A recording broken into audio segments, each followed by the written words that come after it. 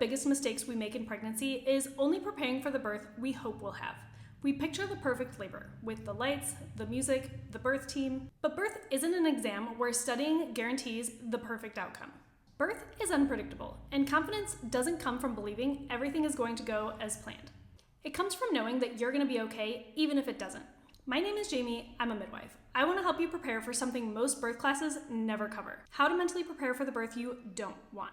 By the end of this video, you'll have simple framework and exercises to practice so that you feel confident for whatever birth comes your way.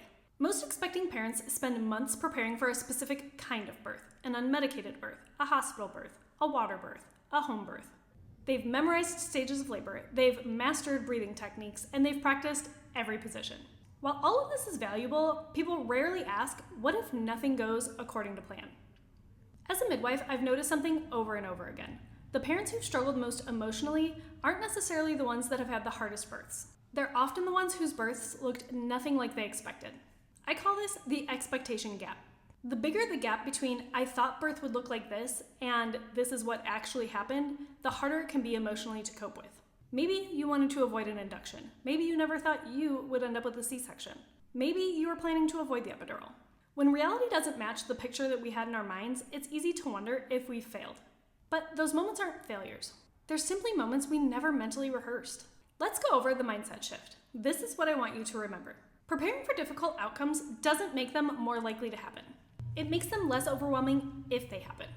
Preparing isn't pessimism, it's confidence. I'm going to walk you through a simple exercise. Think about your worst fear. Maybe it's a long labor, maybe it's a C-section, maybe it's just your mother-in-law showing up. Now, instead of asking, how do I stop this from happening? I want you to ask, what would I do if this happened? This single shift changes you from trying to control birth to learning how to navigate it. This is exactly what I do with my coaching clients. We don't spend sessions trying to predict and prepare for every single outcome. We spend them making sure that fear is not the one making decisions. That way, if birth takes an unexpected turn, your brain has somewhere calm to go instead of panicking.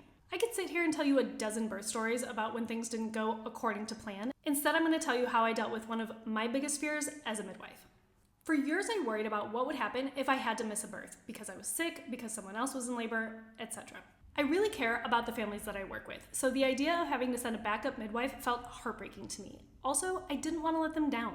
Regardless, I knew it was a possibility, so I prepared, I always had a plan in place, and of course, one day it happened. Despite all my planning, 2 women went into labor at the same time. Was I disappointed? Absolutely. Did I panic? No. Both babies were born within an hour of each other, and both families were well cared for. Now, here's the part I never expected. The mom I was worried about actually ended up feeling more supported because she had multiple midwives caring for her. That experience reminded me that a change in plans is not always a bad outcome. Sometimes it's just a different one. These 5 steps I'm about to walk you through will help you prepare for the unexpected. First, identify your biggest fear.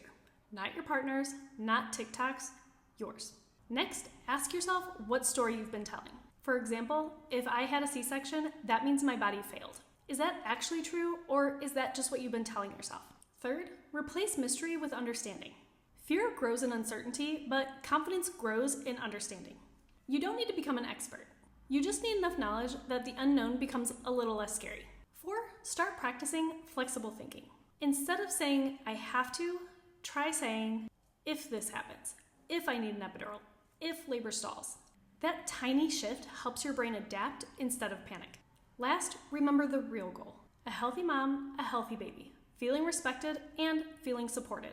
These goals can all stay the same even if the birth plan changes. I don't want you to walk into labor believing nothing unexpected will happen. I want you to walk into labor believing that if something unexpected does happen, you won't fall apart. Birth confidence doesn't come from knowing exactly how labor is going to unfold. It's trusting yourself to handle however it unfolds. Before you click away, I want to leave you with one question. If birth doesn't go the way you hope, what do you need to believe about yourself to still feel strong? You don't have to answer it today, just sit with it. Preparing for birth isn't just about learning what labor looks like. It's about learning to navigate the unexpected with confidence. If this conversation resonated with you, I think you'll love what I've been building with the Clear Birth process. It's not another checklist, and it's not another birth plan template. It's a step-by-step process that helps you work through the fears that are keeping you awake at night, build confidence in your decision-making, and walk into birth with clarity, not panic. If you're ready to prepare your mind for birth and not just your body, you can learn more by using the link below. If this video helped you, I would love to hear more from you in the comments. What is one birth fear you've never said out loud? I read every comment, and your answer might be the topic of a future video that helps another parent feel less alone.